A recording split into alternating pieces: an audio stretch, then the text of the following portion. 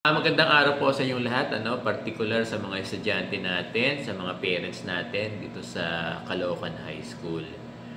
Sana matapos yung panuorin itong aking vlog ay makapag-subscribe na rin kayo sa aking YouTube channel at sana itong mga vlogs ko ay ma-share nyo rin sa inyong mga classmates at sa iba pa natin mga parents na dito, na dito sila nag-aaral yung kanilang mga anak sa Caloocan High School. At pwede rin kayong mag-subscribe sa YouTube channel ni Sir Bong, para magkaroon kayo ng mga update tungkol sa ating paaralan. Maliwanag po ba ito? Maraming salamat sa inyong lahat. Katatapos lang ng ating graduation ng senior high school at katatapos lang din ng ating moving up at school recognition na ginanap lahat itong activities na ito last week pa. Bago ako magpatuloy, gusto ko lang batiin lahat ng ating mga graduates ng senior high school at ganun din sa mga completers natin ng grade 10. Congratulations sa inyong lahat. Matanong lang ni Sir Bong, yung mga graduates natin ng senior high school o yung ating mga grade 12, gusto kong tanongin, saan ba kayo mag-aaral ng college o meron na ba kayong napiling school kung saan kayo mag-enroll? Kasi maraming colleges and universities ang meron pang entrance exam. Pero meron din naman mga colleges and universities na hindi na nagkakaroon ng entrance exams. Sana by now, graduates natin ng senior high school dito sa Caloocan High School, sana ay nakapamili na kayo kung saan kayo mag-aaral sa inyong kolehiyo. Para naman sa ating mga grade 10 completers, ini-encourage kayo ni Sir Bong na sana dito na kayo mag-aral sa senior high school natin dito sa Caloocan High School at huwag na kayong lumayo pa. Pwede ba yan? Marami mga parents, marami mga estudyante ang nagtatanong kung kailan daw yung enrollment natin dito sa Caloocan High School kasi excited na yung mga estudyante natin na mag-enroll, mag-aral dito sa Caloocan High School. At yung iba pang mga estudyante na gustong mag-transfer in o gustong mag-aral dito sa Caloocan High School. So, kailan yung enrollment natin dito sa Caloocan High School? Palagi yung tinatanong. Alam nyo, nag-aantay kasi ang school, nauunan Sir Bong, nag-aantay tayo kasi ng DepEd Calendar of Activities for school year 2024-2025. Kasi sa ilalabas na DepEd Calendar na ito, dito nakalagay, dito naka-indicate kung kailan yung schedule ng enrollment natin for school year 2024-2025.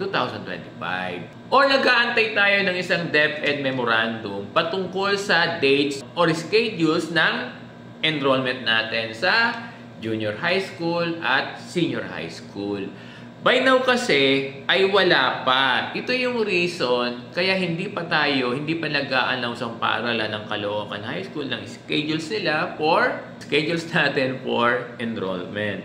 Alam nyo, inaasahan naman natin na by 3rd or last week ng June ay maglalabas na ang DepEd ng mga schedules para sa enrollment. Posible ba na, Sir Bong, magsimula yung enrollment dito sa Caloocan High School itong buwan ng June 2024? Alam nyo, hindi pa magsisimula ang enrollment natin dito sa Caloocan High School ng buwan ng June. Ang isang reason pa rito kasi ay nakabakasyon yung ating mga guro, hindi sila maaring bigyan ng trabaho or task itong buwan ng June. Kasi may DepEd order tungkol dito na dapat ma-enjoy ng ating mga guro yung kanilang bakasyon. Kaya hindi ko maaaring obligahin or i-require na pumunta yung ating mga guro sa school sa buwan ng June for enrollment. Nauunawaan ba ito ng ating mga estudyante at ng ating mga magulang? So, ang promise natin sa ating mga estudyante at sa ating mga magulang, as soon na may DepEd calendar na for enrollment, mag-a-announce kami agad ng schedules natin for enrollment. Kailan ang enrollment dito sa Caloocan High School? posible yan na gawin natin ito ng early July 2024. Kaya lang, wala pa kaming definite na date kasi nga, nag-aantay pa kami ng DepEd Memorandum or DepEd Calendar of Activities. Maliwanag ba ito sa ating mga estudyante at sa ating mga parents? Paulit-ulit, Sir Bong. For the meantime, mag-enjoy lang muna yung ating mga mag-aaral sa kanilang mga bakasyon. Alam nyo, huwag kayong mag-worry. Lahat ng gusto mag-aral, lahat ng gustong mag-enroll sa Caloocan High School, we can assure you, lahat kayo ay matatanggap, lahat kayo ay tatanggapin. Yung ating mga old students, yung mga transfer in, yung mga balik-aral, lahat kayo ay tatanggapin sa Caloocan High School, Junior High School man, or Senior High School. Ano? So, lahat kayo, paulit-ulit, Sir Bong, ay tatanggapin sa aming paaralan.